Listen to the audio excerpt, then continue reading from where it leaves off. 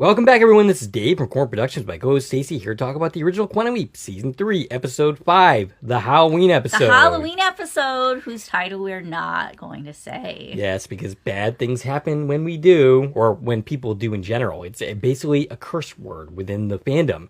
And we are doing this, you might have noticed that I've done this episode before. This is the first time we're doing it together. This is the second time that we've covered an episode that I've already done. The first time we did it was with Genesis. We're doing this episode at this point in time because today, of course, is Halloween. Happy Halloween! Yes, happy Halloween. And at this point, you have seen a bunch of content from us all month long. We are pre-recording this, so we do not know if we are still alive at this point. What? Maybe our workload just completely killed us. But hopefully everything went fine and that we had a really amazing month and all our content was like 10,000 views and so on and so forth. And if you haven't watched any of the Halloween and horror movies we posted all month, go back and watch them because we put a lot of work into them. We did. And we've got some great stuff coming up in November as well. Yep. Not as much. Our schedule is not as insane as October was, but here we go.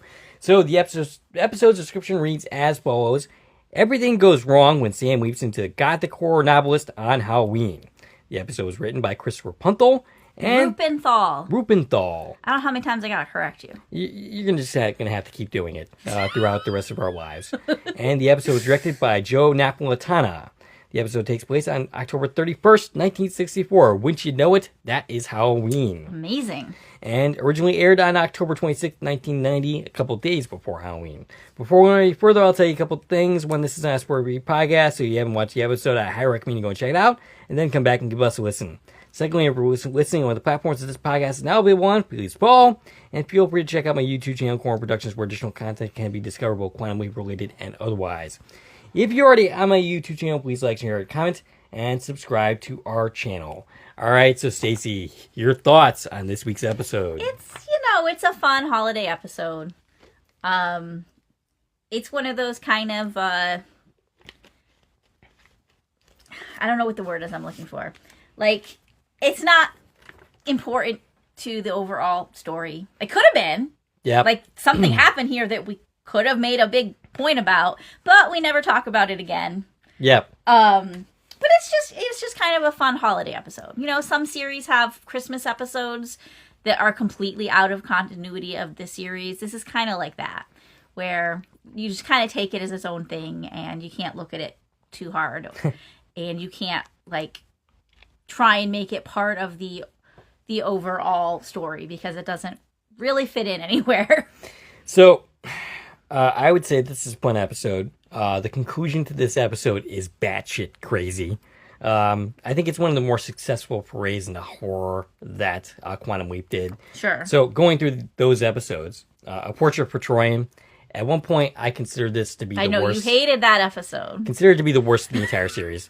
My stance has softened since, especially doing this podcast, particularly after watching the episode Hurricane, which I believe takes the mantle of the worst episode of the series.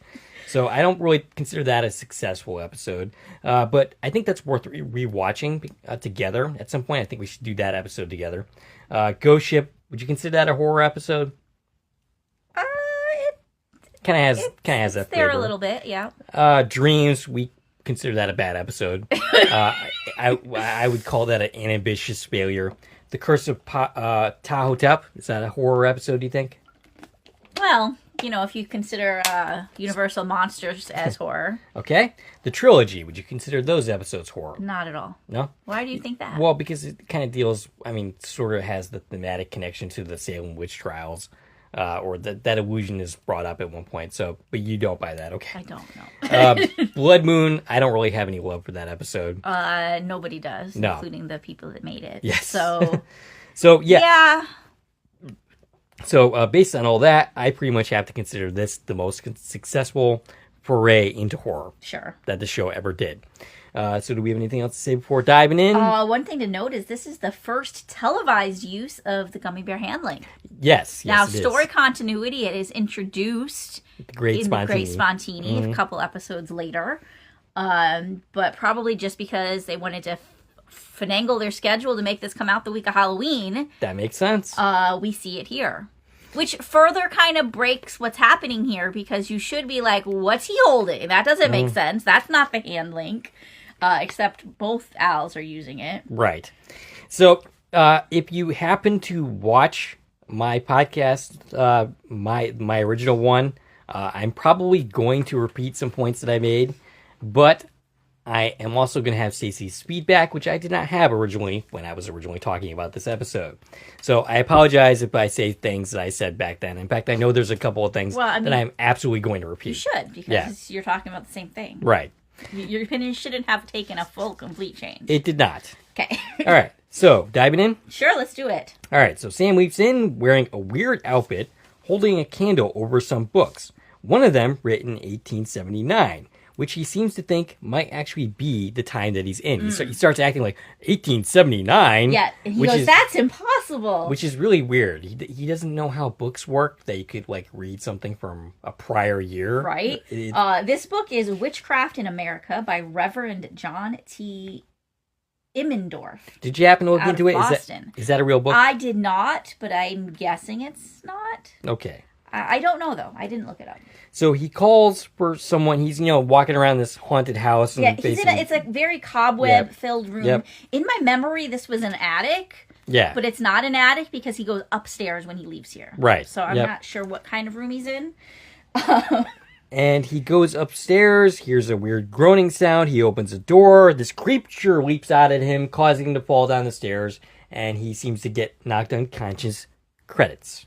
When we come back, Steve and Mary come to his aid. Mary being his fiancée, played by Mallory Moppy. 88 credits for her, including 14 on the Young Sheldon. 14 episodes of the Young Sheldon. 3 episodes of Man in the High Castle. And she was also in the movie Sully. Now, I'm sure I mentioned that credit, but I don't think I mentioned the other 2, because I don't think those existed when I was originally talking about this episode. She was also in 9 episodes of Dead to Me and 9 episodes of Big Sky. Yep. And I'm going to give an attempt at pronouncing her name, because I'm not sure what you said. But I'm going to go with Valerie Mahaffey. Mahaffey. That makes sense. That sounds right. And Stevie is played by David Kriegel. 36 credits for him, including 2 episodes of Lois and Clark: The New Adventures of Superman, the movie Leaving Las Vegas, and an episode of 21 Jump Street. And the movie Alive. Oh, okay. That's the they crash and then they have, yeah. Okay. Yeah. That one. That's actually based on a true story. It is. So Stevie is apologizing, not thinking that he would scare him like that. Sam says it's okay. They help him up. Stevie asks to go home, and Sam says it's okay. Stevie pretends to burn up in the sunlight on the way out the door, and we get a mirror image, which is Chris Rupenthal playing the mirror image. That's the writer, Rupenthal. See, you didn't even have to wait a full podcast to correct me on that. I mean, I could correct you before you say it, because I know what you're going to say, because that's how you always pronounce his name. Right. That's the thing with you, is once you get something in your head, that's it. It's done. It's permanently there. So Stevie says one day he's going to write the scariest book ever, except no one will read it. Mary reassures him that they will, and Sam says, yeah, as long as we're in it. Sam seems kind of out of it, and Mary suggests that he's wondering how he's going to kill him. And Sam is a little bit nervous about this.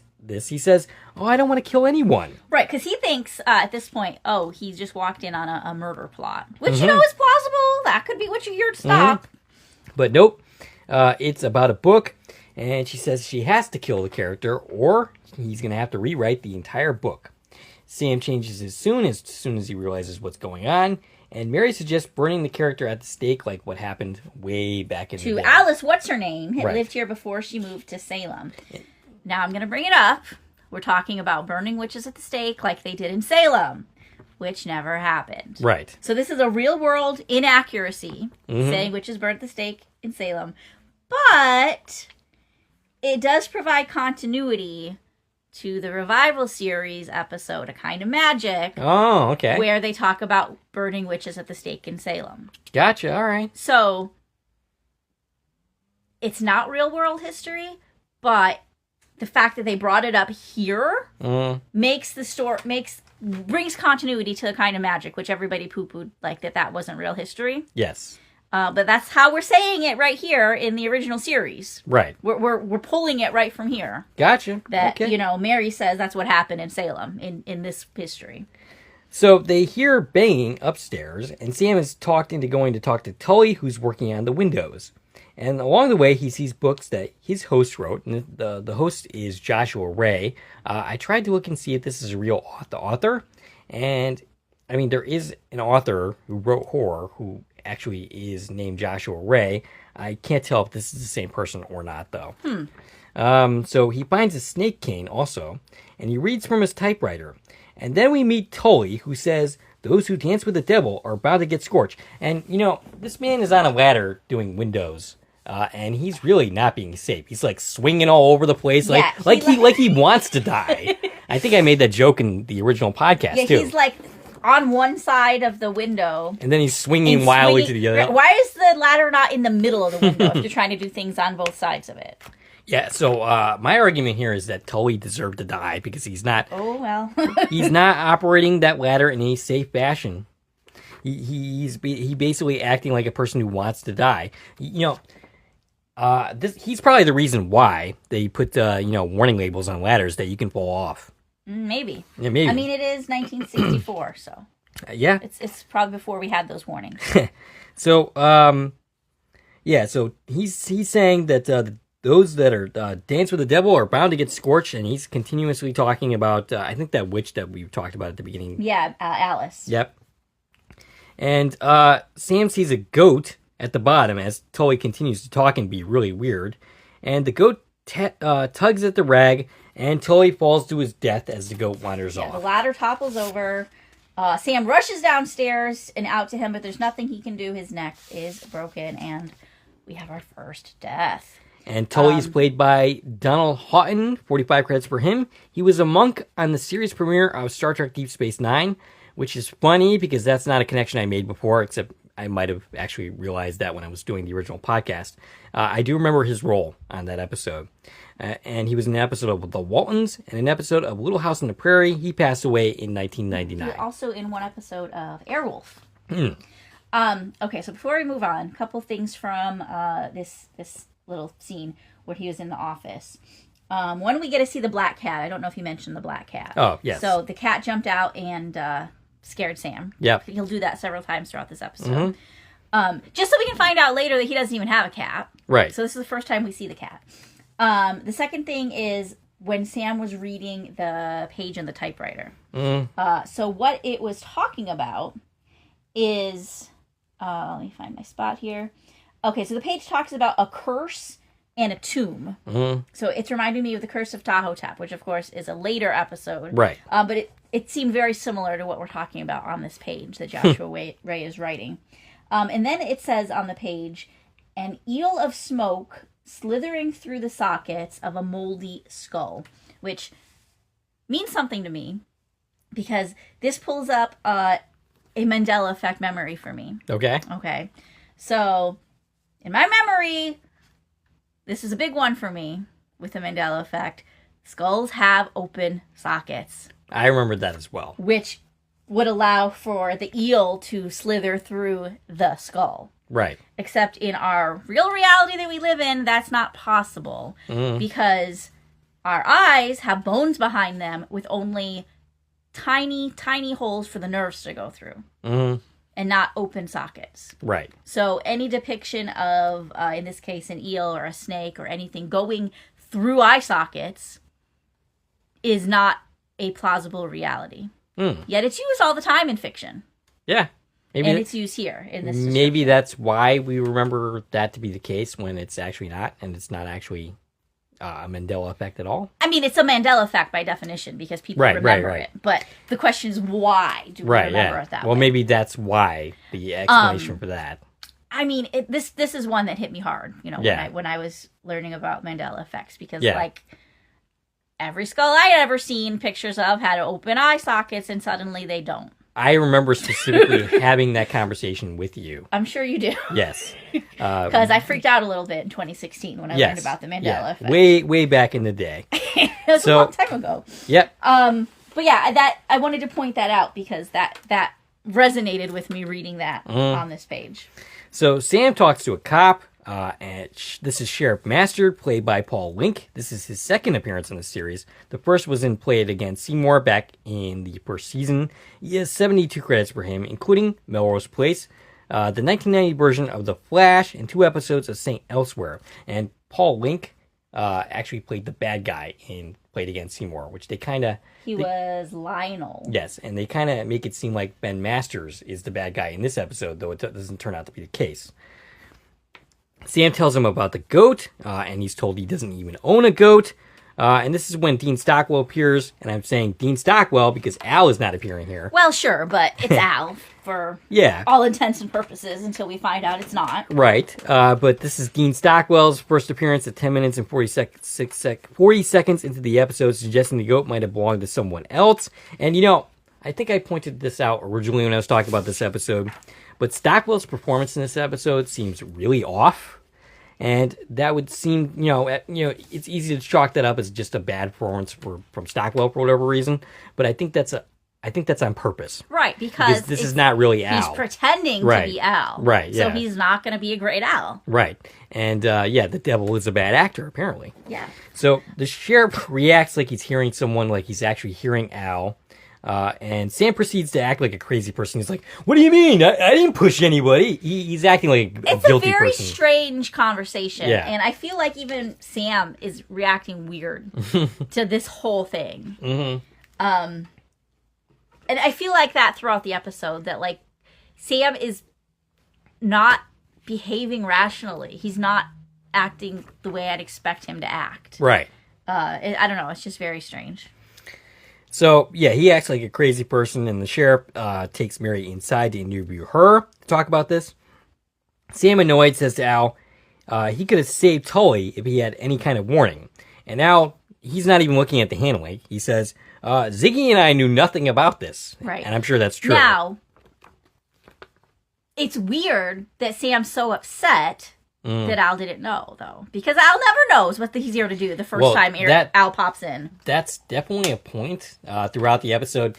Sam acts like, Ziggy is malfunctioning in a major way when it's really just business as usual. It's par for the course. Right, yeah. Because I'm going to point out, if you're here to save Tully, that happens 2 minutes after you leap in. Al never gets there that fast and tells you what you're here to do. Right. Ever. Yeah. ever. Well, I would argue that it's longer than 2 minutes because he dilly-dallies about. He says goodbye to Stevie. And, it takes... It's not a long time, though. Right, but it's longer than is presented at the end of this episode, which is a point of contention for me.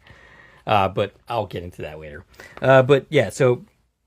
Al gives him the rundown from the hand link, which doesn't make any sounds, by the way. And you could chalk that up to this being the debut of the hand link, or you could chalk it up to the fact that this is not a hand link at all. But this is, like you mentioned earlier, this is the debut of the colorful hand link. Al is telling him that Mary was found strangled at midnight, and Al suggests Mary wasn't innocent. Sam says that Ziggy should have picked up on the death of Tully, and he wants to make sure they don't miss anything else. The phone rings. She seems to react to Al's presence. Oh, yeah. Basically on the phone is Dorothy. And they suggest not saying anything about Tully's death until she's actually here. She walks by Al and seems to react to his presence.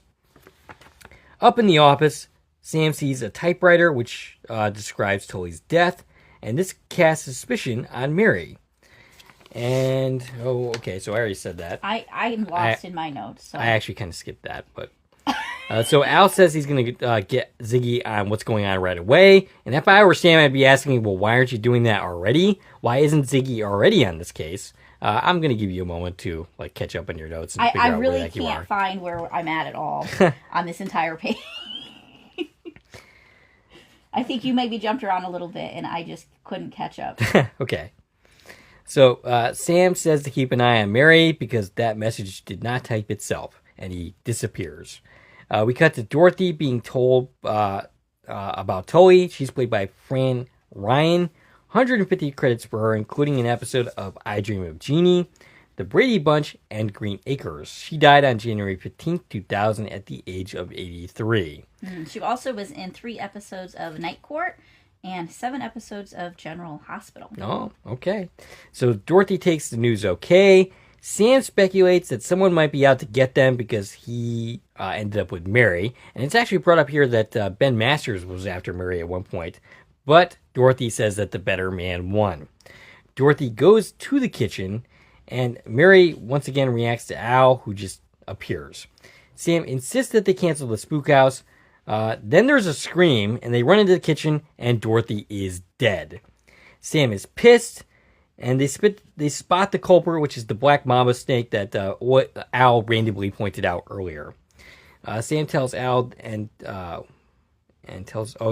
Sam tells Al to tear Ziggy apart if he has to, but he wants to know who put the snake in the kitchen. Yeah, so why did somebody have to put it in there?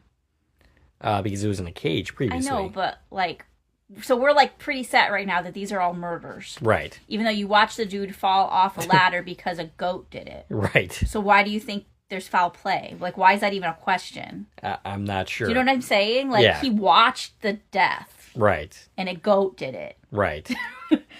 He also noticed when they find Dorothy that there's a matchstick on the floor, just like the sheriff's shoes okay. on. Yeah, okay. Yep. So Mary and Sam drive back from the sheriff's office, after the second suspicious death. Police interrogation they've had right. to do. This time they had to go down to the station, apparently. Yep. Al appears again. There's no door effect. Sam is blaming Mary.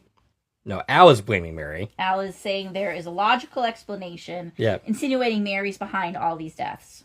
Sam refuses to believe it, and Sam asks about Masters. Now, it's really weird, because Sam asks, well, what about Ben Masters? What do you have on him? Al does not answer the question. He starts talking about Ziggy, and, checking out Ziggy, and that they found nothing wrong with it.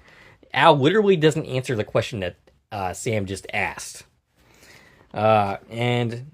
Okay, so there's a new passage on the typewriter. And now it's talking about Dorothy's death. Yep. Mary happens in during the point where Sam is talking to himself and saying that she might be a demented psychopath. Mary gets upset, and during the argument, a skull flies across the room. A skull that, I'm going to point out, does not have open sockets. Okay. So Al says he doesn't like things that fly without wings, so he doesn't like airplanes or, basically. Airplanes have wings. That's fair. True. Something that doesn't have wings that flies. Okay, there's nothing. So Sam thinks Mary did it. Mary faints and then ends up convulsing. She's having a seizure. She's having a seizure. Sam says he has to get her to the hospital. Or she'll die, which that's not necessarily the case. You don't necessarily die from a seizure all the time. But you can. You can. But Sam's saying it like it's a certainty that if she doesn't get to the hospital, she's going to die. Right. Which is not always necessarily the case. So, right. So at the hospital, she's unconscious. Al says that Ziggy never said anything about her being an epileptic, and Sam points out that Ziggy hasn't said hasn't said anything about a lot of things. Sam thinks that they could explain the skull, that it's telekinesis or... Yeah, he calls it psychokinesis. He says psychokinesis is very real, and he's blaming it on her epilepsy. Right. So Sam, who's always very practical and is a medical professional, thinks that epilepsy makes you be able to fly things around a room. Right. I'm not sure I follow. So Al says, basically calls Mary a psychopath, and she says again, and he says the word really weirdly. He says psychopath. It's just a really weird line delivery. And they end up going to her address, which is 966 Salem something or other. 966 Salem Avenue.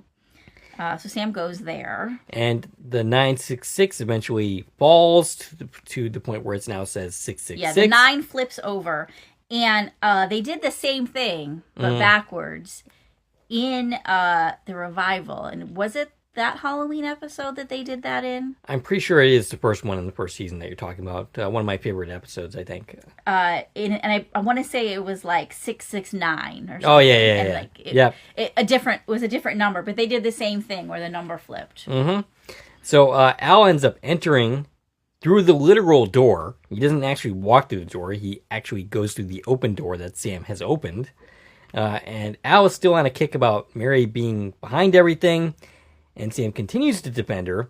And he eventually is caught talking to himself by Masters, and they have a pissing contest, each basically accusing the other of being behind everything. And Sam's parting shot is basically, even sheriffs need lawyers. Yeah, so he found that Tully, Dorothy, and Mary are all the church deacons, and he's like, who would want to kill all of the deacons? And he thinks that's the reason why she's in danger. And he lies to him, and he's like, oh, I'm just here to get some of Mary's things, but he knows he's lying because she's still unconscious. I don't think I mentioned it, but I really do like Paul Wink in this episode. Ben Masters is a fun character. And yeah, he basically calls him out and basically says, oh, that's interesting that she sent you to get his things because when I was at the hospital, she was still unconscious. Yeah. And Sam notices he's got a star tattoo on his arm and calls him out on it. And he's like, you got me. I'm a warlock and I killed them all. And I was like, oh, see, he's confessing. Yeah, he's like, grab him. But then he's like, or the real story is that, while I'm in the Navy, I got drunk and almost had an Air Force tattoo put on my arm. So Sam goes and sees Mary at the hospital, who's awake now. He asks about enemies that might want to kill her, or basically insinuates that. And she says that she can't think of anyone, but he seems very different, more confident, more decisive. And then after this, Sam drives and narrates, and he thinks he's being followed by a car who turns on its lights all of a sudden. A cat jumps. The car ends up turning. So the black cat is in the back seat and startles him. And so the truck that's behind him pulls out. So it's like, oh, never mind. They weren't following me. Right. And then he ends up swerving to avoid a goat and then almost crashes into...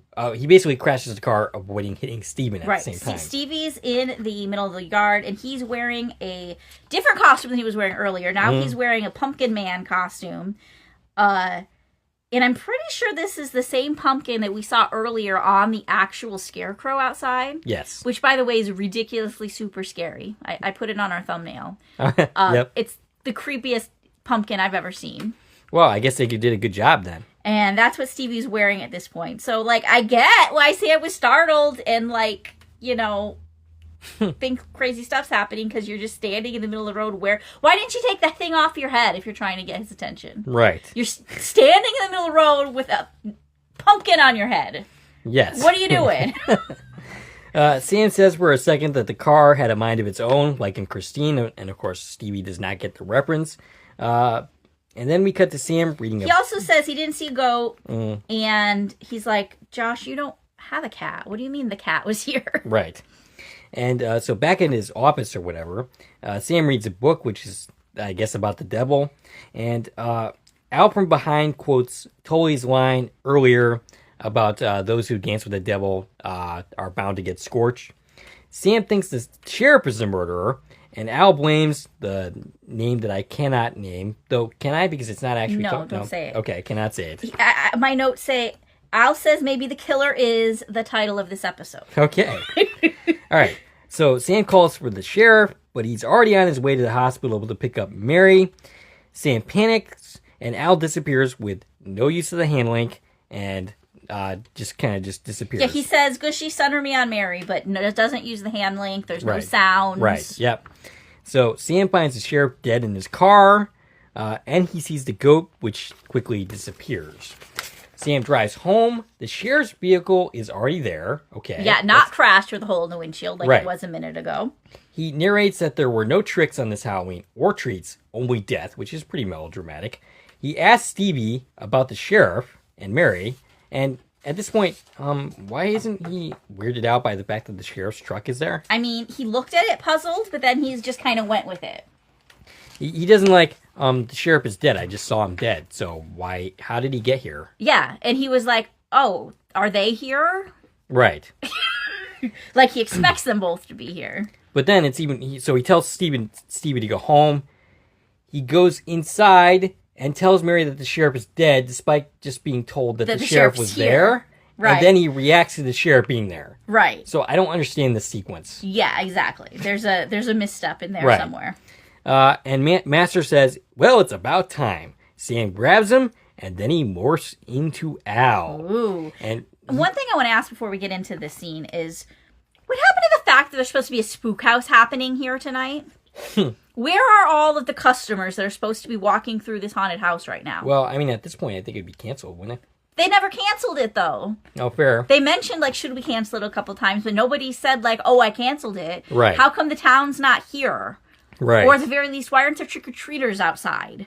It's Halloween night. Mm-hmm. And we set the stage that there's a big event happening here tonight that we've been setting up for all day. Right. Yet nobody ever comes by.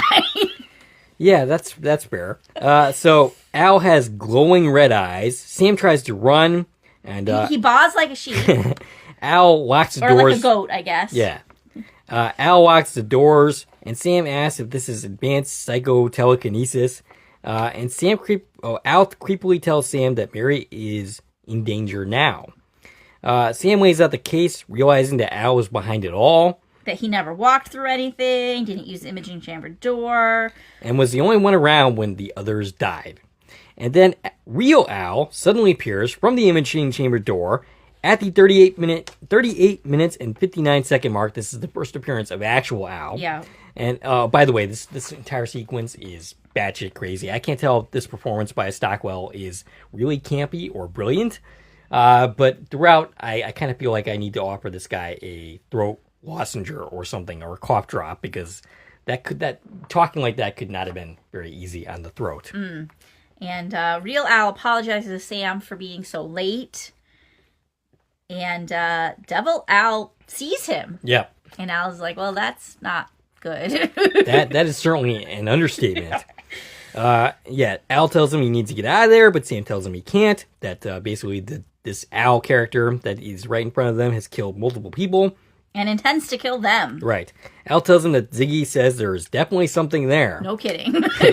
And Devil Al turns to Al and says, well, that's more than I can say for now, you. I'm going to point out that Mary looks very confused. So she sees Josh and Sam, and she sees Devil Al. Yes.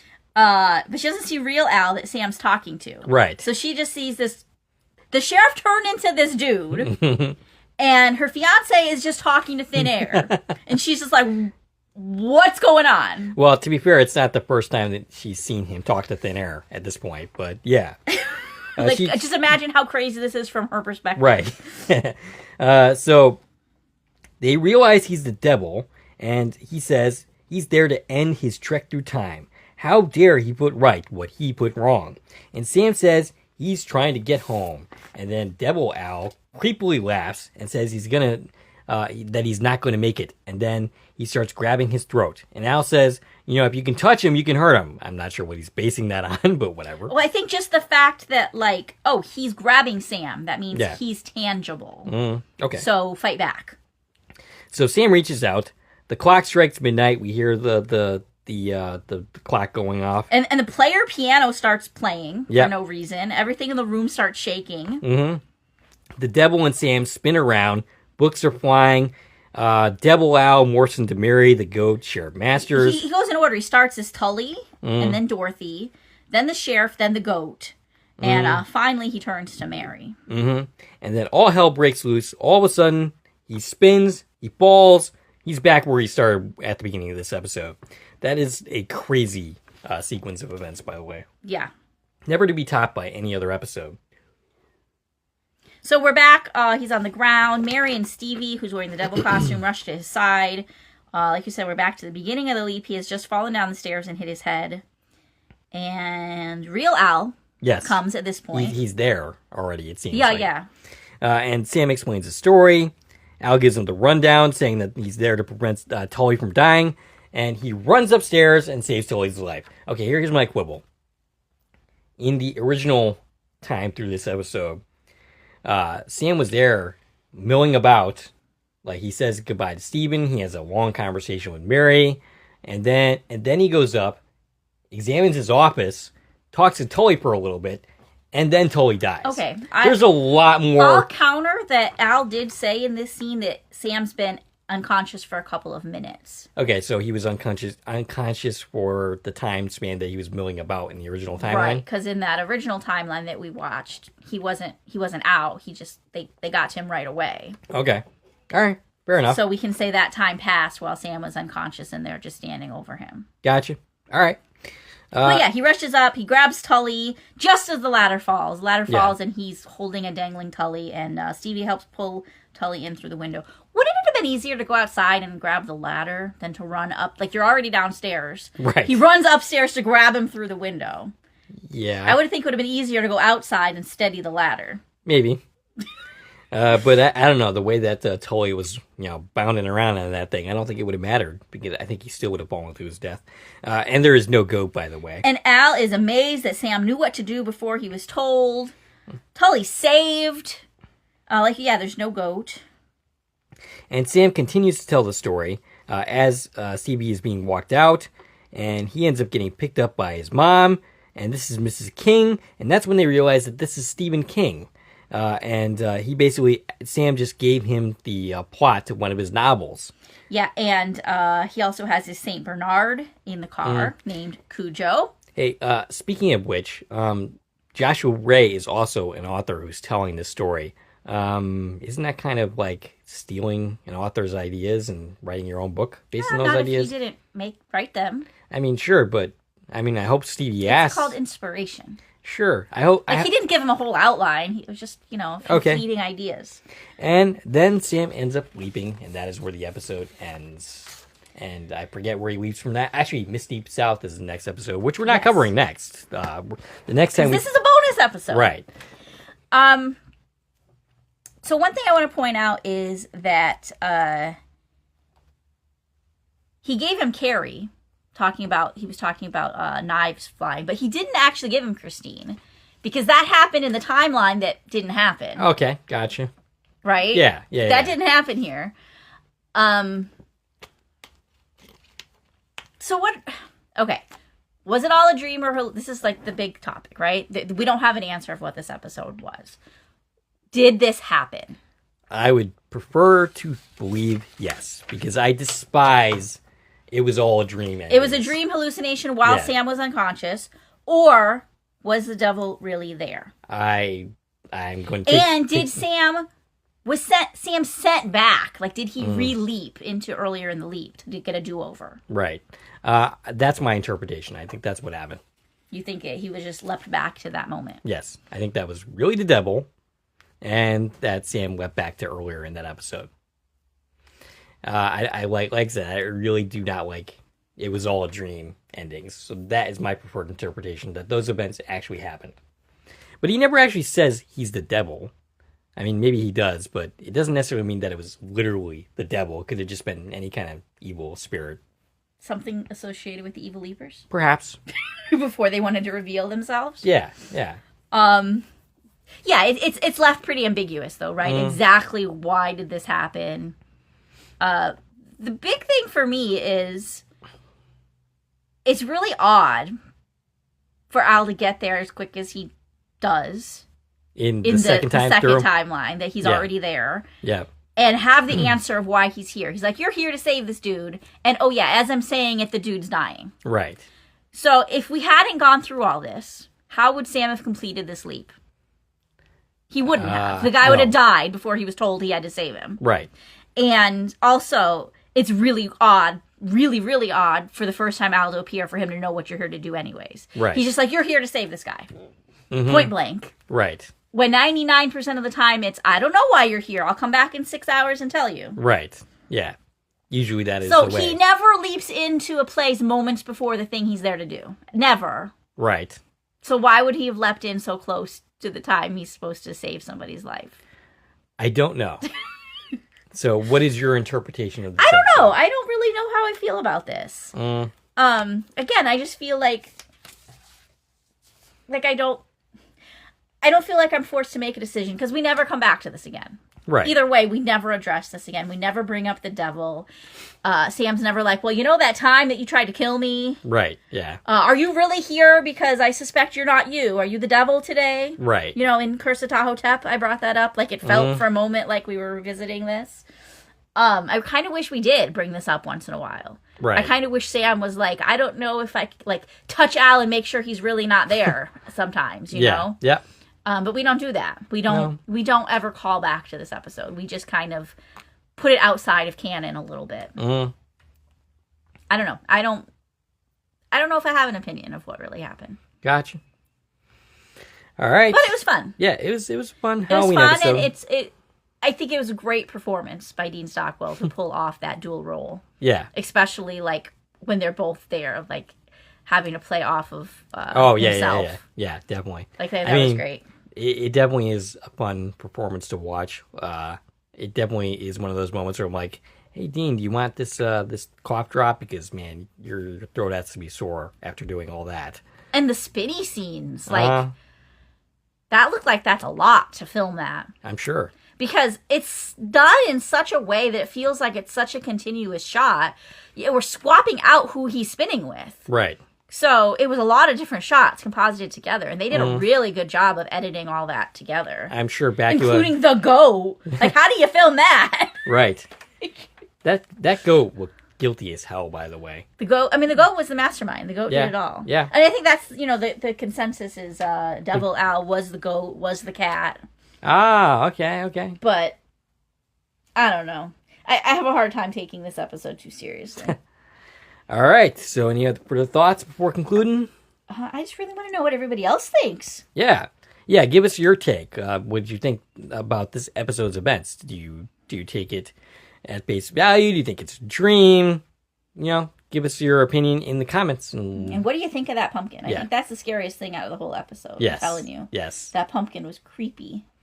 Well, we got a little while to go before we're back to talking about this series again. But when we do return to Quantum Leap, we're going to be starting season 5. I know. Is where we're going next. Yep, craziness. And then we'll be done. And then we can go back and touch some of the early episodes together that I wasn't here for. Right. Yep. With. Yep. I know. I think I just said that weird. But yeah. I understood what you meant. Happy Halloween, everybody. Yes, happy Halloween. Let us know, what are you doing for Halloween? Are you dressing up? What's your costume? Are you tricking? Are you treating? Or is there only death? Tell us. Tell us in the comments below. I hope there is no death. Any of you. All right, Stacie can be reached at. I can reach on Twitter, X, Instagram, and Threads at TVN Coupon Talk. If you like this video and want to support the channel, there are a number of ways to do so. You can follow me on Twitter at Core Productions. You can join one of my Core Productions Facebook pages. You can buy something from the Core Productions or on Zazzle. You can buy me a copy. You can join the Core Productions membership for 99 cents a month. And of course, you can like, share, and comment on this video, as well as subscribing to the channel. This is Dave and Stacie from Core Productions, signing off.